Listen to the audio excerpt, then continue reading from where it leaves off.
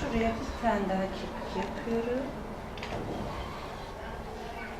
Benim canım benim, seni çok, pek çok severim. Sen bir ana, sen bir baba, her şey oldun artık bana. Oku, insan et. Sude'cim, ezberlediğin şiiri söyleyelim mi? Okumak ister misin? Hadi gel bakalım. Hadi geç öğretmenin yanına. Gel, Öğretmenin Sude'cim. yanına. Hah, oraya. Tükenmez